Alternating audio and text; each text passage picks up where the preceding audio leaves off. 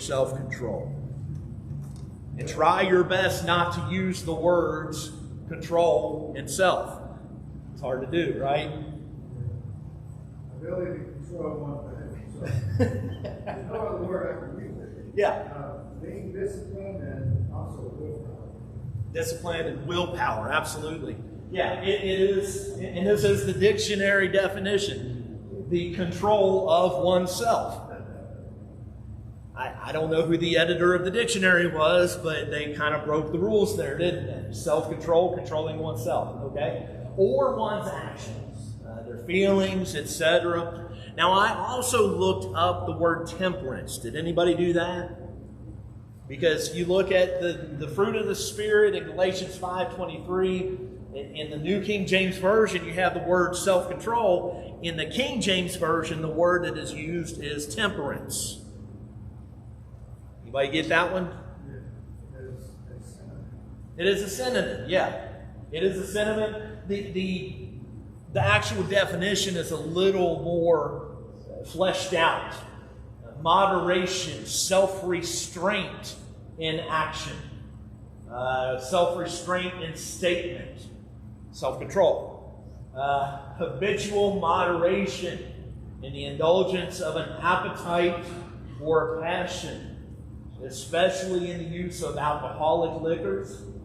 And there is the meaning of total abstinence from alcohol as well.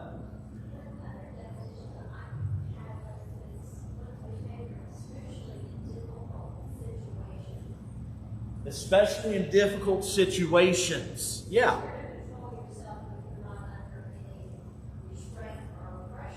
Right. When the stress builds up, it's easier to snap. But we've got to keep ourselves under control. Yeah, like when I drive. It's, we laugh about it, but it's true. I have a real problem, not as much now as I used to, but with road rage. Now, I don't chase down people and try to push them off the road or anything like that, but if you yell, if you got to bring ourselves more under control.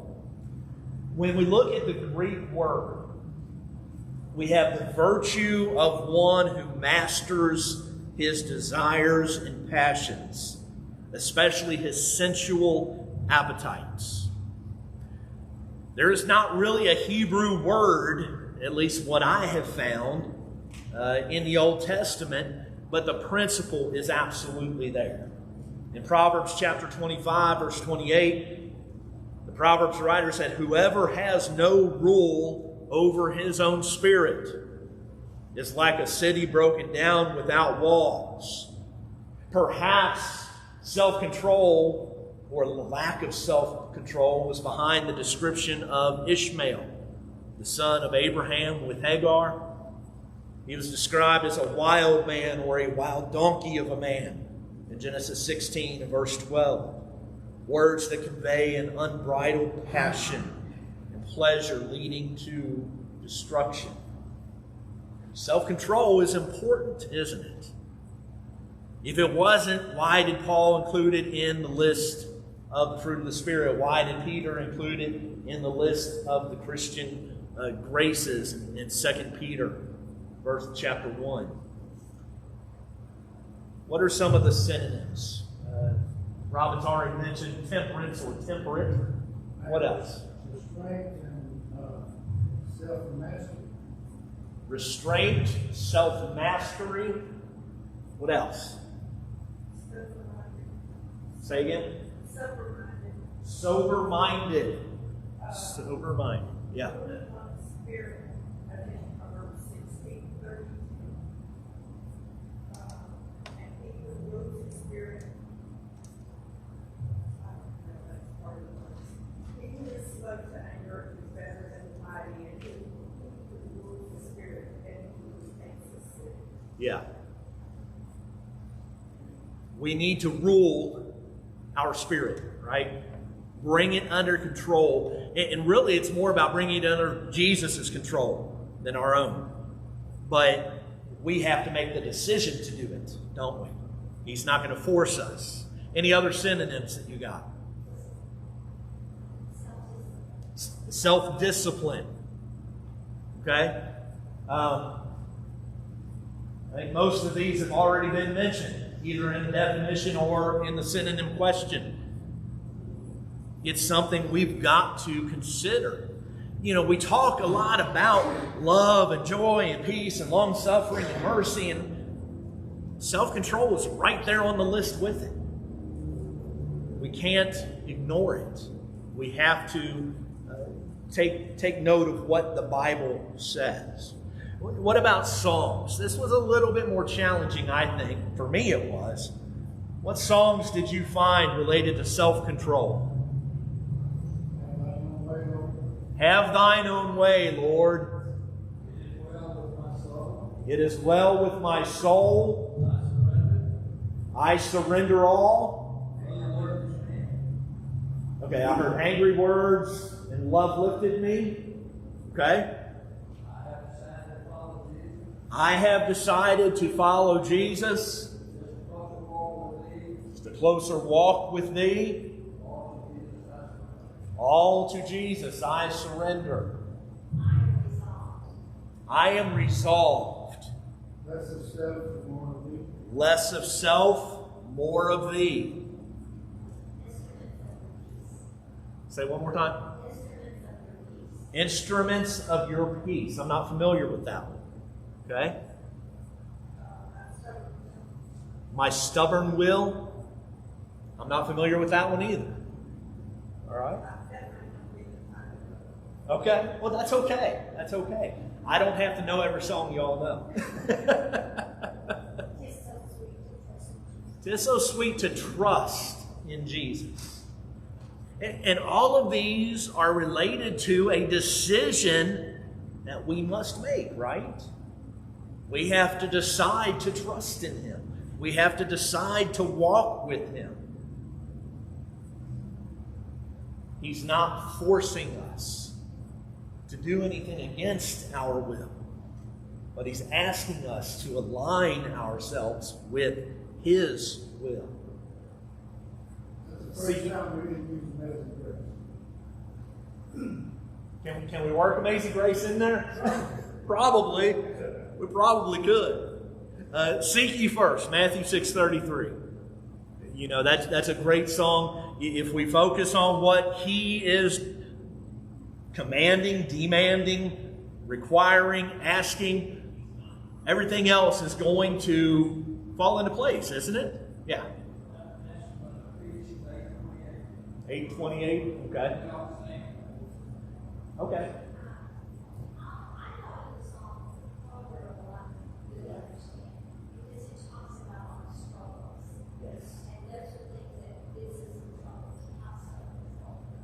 Right.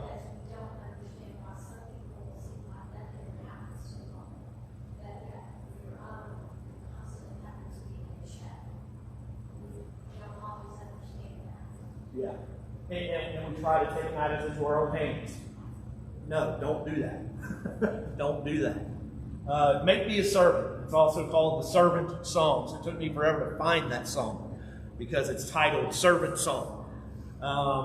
I surrender all, none of self, all of thee.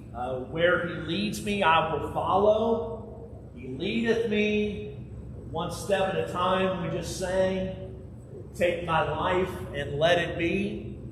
There's a lot of songs about self-control, which is related to handing over the control. In my mind, in everything that I've looked at, yes, we need to control ourselves and align ourselves with God's will. And that's really what it boils down to. Any other songs? All right, let's look at some verses. Self-control, it's a part of the fruit of the Spirit, Galatians 5:23. The passage identifying different aspects of the spiritual man is immediately preceded by warnings against the works of the flesh. Paul acknowledges that there is a battle between the Spirit and the flesh. Somebody read for us Galatians 5 and verse 17. The flesh lusts against the Spirit against the flesh. These are contrary to one another. So do not do the things that you These things are contrary to one another. I immediately think of 1 John chapter 2. Love not the world, nor the things of the world, the lust of the flesh, lust of the eyes, the pride of life. These are of the world, they are not of the Father. Things of this world are passing away, but things of God are eternal. There's contrary. There's a battle between these two. What does Jesus teach about self-control? Let's go back to the Sermon on the Mount and read Matthew 5, verses 27 through 30. You have heard that it was said, "There is a love, you should not commit adultery." I say to you that whoever looks at a woman to lust for her has already committed adultery with her in his heart. If your right eye causes you to sin, pluck it out, cast it from you. For it is more profitable for you. One who remembers bears and your whole body to cast into hell. And if your right hand causes you to sin, cut it off, cast it from you. For it is more profitable for you. One who remembers bears and your whole body to cast into hell. All right, a couple things to break down here. Number one, is lust adultery? No. Adultery takes two people. You commit adultery in your heart if you lust. We need to be careful that we don't make Jesus say something he does not say. Lust is not adultery, but it's still wrong. Again, adultery takes two. Lust only takes one. And he says, if your right eye causes you to sin, pluck it out and cast it from you. So why aren't more people walking around blind?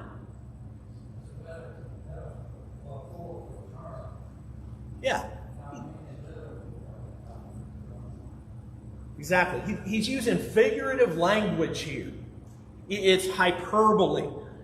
Do whatever you need to do to get the sin away from you. Remove the temptation. If there is somebody that you are lusting after, don't go around that person. If there is a temptation that you face on a daily basis, change your routine so that you don't have to even face the temptation anymore. It's better to go without than to go to hell. Don't allow temptation into your life when it's not necessary. Now, is it a sin to be tempted? No. Jesus was tempted and he was without sin. Hebrews 4:15. It's not a sin to be tempted. But if we keep going around and playing with fire, when we can avoid it, we're setting ourselves up for failure. Shirley. This is a big issue in our society. Absolutely. Yeah. It's one of the leading things of addiction. Yeah. I hear about it all the time in the news media about teachers and public officials and other people that reply to that, and how many things they fail over phones Right. or their ways of doing it. So it's not a new problem. Yeah. That's also what this is talking about. Yeah. Yeah. Guard yourself against temptation. If you have a problem with pornography, if that is a temptation for yourself, then set up parental blocks on your computer. Get rid of the smartphone. Do whatever you need to do so that the temptation is not even there anymore. It's hard. Do it anyway. We survived for a long time without smartphones. We could get rid of them today and be no worse off. We don't need social media. We don't need all of these other things. Are they useful if they're used properly? Absolutely. I love blueletterbible.org. I love studylight.org. I love the online resources that we have access to spiritual materials, but there's always that danger lurking right around the corner of these other things. And so we need to be careful. And we need to be careful that we take whatever precautions we need to take. Now, there are some people who are not tempted at all by those things. And that's great. There are other people that it has snared them and they need to take precautions. They need to take steps to correct the behavior, addiction. It may take therapy to get out of those things because it rewires the brain. And so we need to be very aware of the dangers. And the what? The devil knows your weakness. Yeah. We all have a weakness. He knows what it is. Right. He works every angle to get you to act like it. Yeah. So we need to pay attention to what Jesus says about self-control. Now, is God going to allow us to be tempted beyond what we are able? 1 Corinthians 10:13, no. He's going to give us a way of escape, isn't he? All right? That may mean you change the relationships in your life. That may mean you change your job. That may mean you move. Whatever you need to do to get out, away from the temptation. Do it. Because it's not worth giving up your soul for it. All right. Anything else? How does one develop self-control? What does Galatians 5:16 say? Say then, walk in the Spirit, and you shall not fulfill the lust of the flesh. Walk in the Spirit. How do we walk in the Spirit? Keep your nose in the Word. And keep your feet on the path, too. Right? James 1:22, be doers of the Word and not hearers only. Be doers of the Word and not readers only. Yes, it's very important to read it because you can't do it if you don't know it. But we've got to put it into action. What about chapter 5, verses 24 and 25? And that's where Christ crucified the flesh with its passions and desires. We live in the Spirit, that is also walk. If we live in the Spirit, let us also walk in the Spirit. If you call yourself a Christian, don't act like a Christian. If you call yourself a Christian, be a Christian. Do what He says. Live in the Spirit. Walk in the Spirit. Self-control needs to be exercised by the leaders in the church. Titus chapter 1, verses 7 and 8, talking about the qualifications for the elders. What does it say? For a bishop must be blameless as a steward of God, unself-willed, quick-tempered, not violent, not violent, not greedy for money, not hospitable, love always good, sober-minded, just, holy, self-control. Self-control. What about 1 Timothy 3:2? A bishop must be blameless, and that's going to come like sober-minded, but with the neighbor, hospitable. The elders must practice self-control. As much as they must be the husband of one wife. As much as they must be sober-minded. As much as they must be not violent. All of these things. are a part of being an elder. The qualifications is what we call it most of the time. It's serious. We need to pay attention to it. Self-control should also be a part of foundational Christian teaching. Acts chapter 24, verses 24 and 25, we have Paul speaking to non-Christians. Somebody read those verses for us. After some days, Felix came to his wife Drusilla, who was Jewish, and sent Paul and heard him concerning the faith of Christ. Now, as a reason, the gospel about righteousness, self-control, and the judgment to come. Felix was afraid and he rolled away from out, not having any time to Paul. Is it important to teach people about righteousness? Is it important to teach people about eternity and the judgment that is coming? It is just as important to teach them about self-control. It's got to be a part of foundational teaching. Self-control should abound in every Christian. 2 Peter 1, 5 through 8. Self-control embodies all the fruits of the Spirit. Absolutely. And to our faith, all those things should be taught by Christians. Yeah.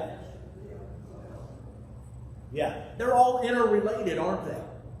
You cannot be merciful if you don't have self-control. You can't. They are connected. You can't be joyful if you don't have love. They're interconnected.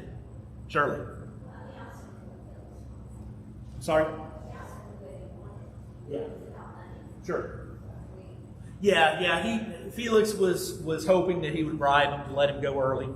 Yeah. But Paul was taking the opportunity to teach him the truth, regardless of what he wanted. Yeah. All right. 2 Peter 1, 5 through 8. And also, for this very reason, do not diligence and your faith virtue knowledge, self-control, perseverance, godliness. For godliness is love with kindness, and love with kindness, love. But these things are yours and around, will be neither barren nor unfruitful in the knowledge of our Lord Jesus Christ. Add to. Christian mathematics. Add to your faith virtue, add to your virtue knowledge, add to your knowledge self-control.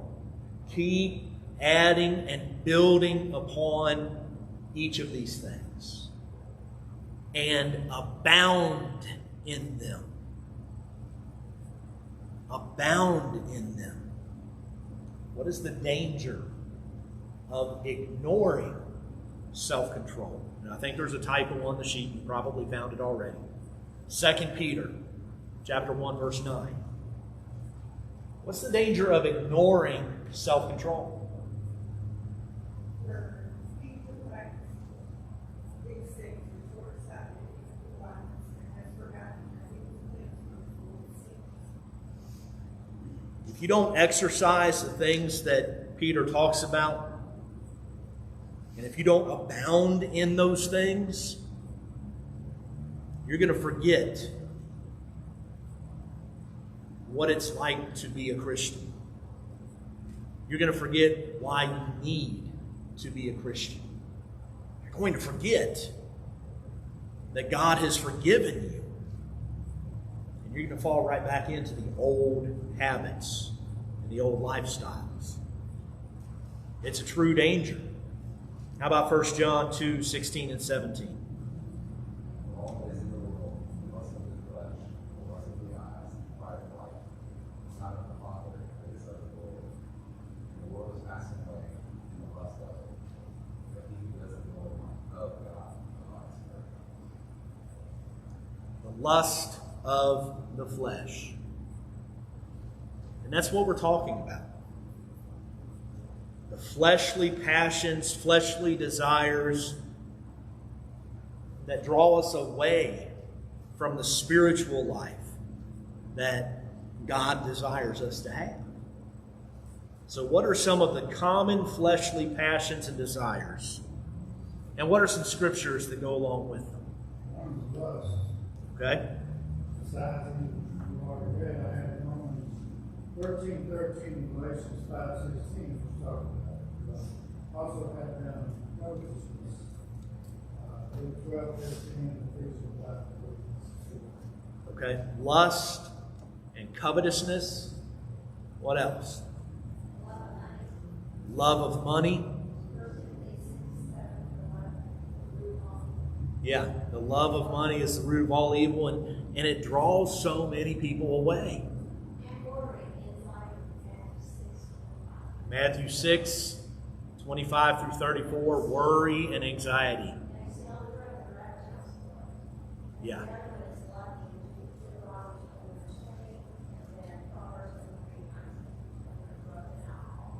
Okay, gluttony. Okay, what else?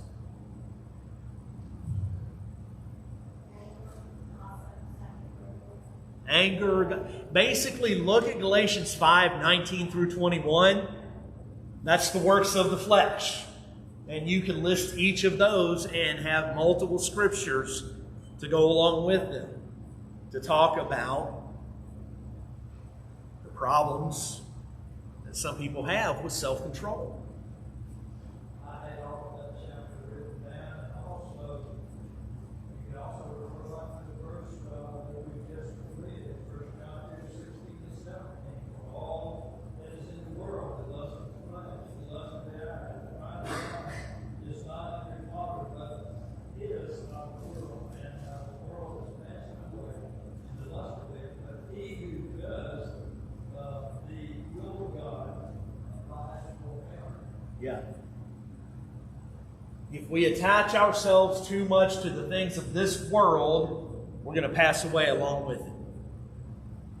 But if we attach ourselves to the things of God, we will abide forever with Him.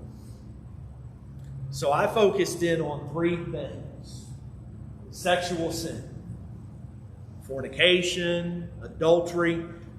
We have in Proverbs chapter 6, verses 32 through 35. Whoever commits adultery with a woman lacks understanding. He who does so destroys his own soul. Wounds and dishonor he will get, and his reproach will not be wiped away. For jealousy is a husband's fury, therefore he will not spare in the day of vengeance. He will accept no recompense, nor will he be appeased though you give many gifts. It starts all the way back in the Ten Commandments, right? Exodus chapter 20, verse 14. You shall not commit adultery. If it's one of the first 10, what we call it, top 10 lists, this is on God's top 10 list under the Old Covenant. It's dangerous, and it is sin. Matthew 19:9, Jesus says, I say to you, whoever divorces his wife, except for sexual immorality, and I don't like that translation. That's New King James Version. I don't like most of the modern translations because there are a lot of things that are sexually immoral that are not included in that original term. The Greek term is porneia. It's talking about the act of fornication, the act of adultery. Jesus says, whoever divorces his wife except for fornication and marries another commits adultery. And whoever marries her who is divorced commits adultery. In 1 Corinthians chapter 6, verse 18, flee sexual immorality. Every sin that a man does is outside the body, but he who commits sexual immorality sins against his own body. Hebrews 13, verse 4, marriage is honorable among all, and the bed undefiled. But fornicators and adulterers God will judge. There are other sexual sins that must be avoided by Christians. They can lead to fornication and adultery. We talked about the pornography already, the lust. We need to avoid those things. There are multiple warnings against lust throughout the Scriptures. Matthew 5, 1 John 2. Lust is not grounds for divorce. It does not mean, though, that it is not sinful. We must not commit sin. Second, alcohol. This is included among the works of the flesh in Galatians chapter 5, verses 19 through 21, as well as many other places talking about drunkenness. Romans 13:13. Let us walk properly as in the day, not in revelry and drunkenness, not in lewdness and lust, not in strife and envy. Ephesians 5:18. Do not be drunk with wine, in which is dissipation, but be filled with the Spirit. Proverbs chapter 20, verse 1. Wine is a mocker. Strong drink is a brawler, and whoever is led astray by it is not wise. We need to understand what is meant by strong drink. To the Jew, anything over 2.5% alcohol content was strong drink. They diluted everything with water. If you look at the alcoholic beverages at the store, you will see that none of them are that low. Light beer is 3.3 at a minimum. Wine, 9 to 11%. Hard liquor, 40%. All of this, even beer, is strong drink. God says don't do it. Period. The Christian has no business messing with alcohol. Several other verses up there. Oh, I hadn't hit the button yet. Sorry about that.